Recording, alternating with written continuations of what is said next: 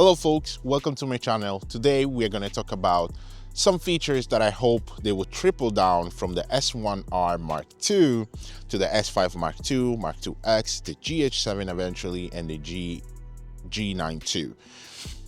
And who knows, maybe they will triple down to the GH6 and maybe the older cameras, but they have an older an older processor, so that might not be possible, but who knows. We know how great Lumix is with their firmware update.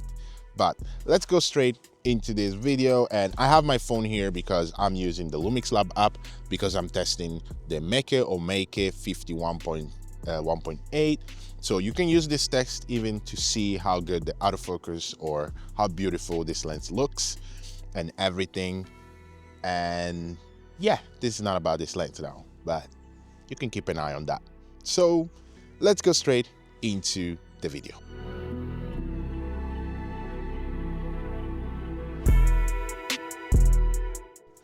The next feature I really hope we will get is the false color. The false color has been an amazing feature that I've seen people using a lot on the S1R Mark II. And it has been a feature I've been wishing to get into this camera, into the S5 Mark IIX, since ages, since the S5 times. So I'm so happy they finally managed to deliver it into the S1R Mark II, because I wouldn't see any reason why they couldn't, deliver it in the S5 Mark IIX, because there is the same processor. I understand that it's coding there, so I'm not gonna say that it's gonna come for sure. This is just my wish list. So I really hope we will get the false color into the S5 Mark IIX, because this camera is set to be as, the content creators video powerhouse. Let me call it powerhouse because I don't want to mess up people's brains with that. So for me, it's a powerhouse of a camera. And that feature will be really useful because currently I use a lot that I just like toggle on and off when I want to use a false color. So it's kind of a not first party LUT or false color, but it's more of a third party, which is created by a program or so on. If you're interested in it, I can do a video about it. Leave me a comment down below and I will do a video for sure about it if you're interested in it. And yeah. The next feature that I hope we will get is the LUMIX A2, which is an amazing LUT that it basically comes from the Log C, basically 709 space, which is basically, I think, an emulation from the Log C from the GH7 lineup, where you need to pay like 200 euros or $200 to be able to get that LUT, so you can match the colors to basically your GH7 cameras and the GH6, if I'm not mistaken. You are able to do that too by paying the lock fee and the code fee. So that is really cool that Panasonic has created a LUT that will be able to kind of have the same look. Of course, it's going to be a little bit different, but at least it's going to have kind of a similar look. And I'm so excited to get that because it's cool to receive always some new LUTs and some new cool beautiful colors to match your Lumix cameras, because Lumix has already amazing color rendition and amazing color in general. So it's really beautiful that they are trying to even implement even more on that. And it will be even cool because it will allow you to basically have a beautiful look already out of the camera, which I think the normal and the standard color space of Lumix cameras are pretty still beautiful. And then you have the Cine D2 and the Cine V2, which you can always use, or flat color, or like 709, which I have to say Lumix has a lot of cool profile. And then now you have the real-time LUT where you can just bake in your own LUT. So the LUMIX A2 will basically just give you even more room and more ways to deliver beautiful image straight from your camera. The next feature that I hope we will get is the cropless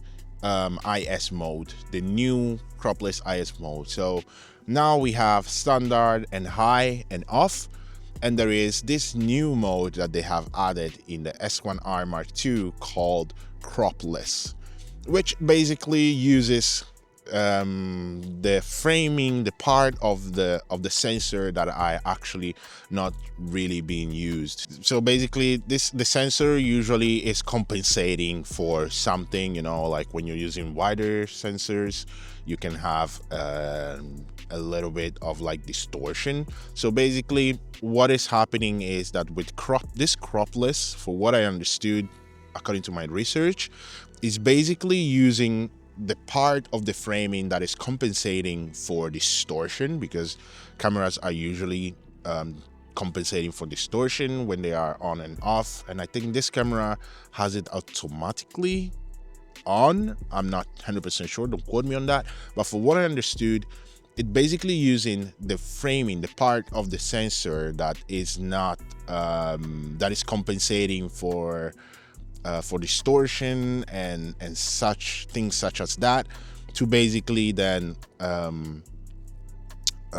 eliminate some of the jitters and stuff. Like, I would be so interested in actually testing this cropless mode, just because it doesn't even crop.